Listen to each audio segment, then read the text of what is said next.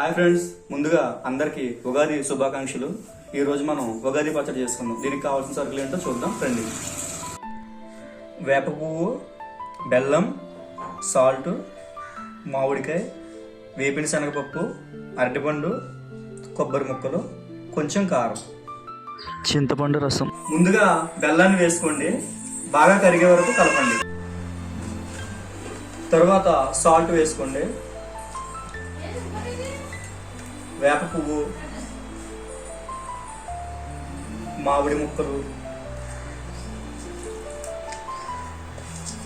వేపిన శనగపప్పు,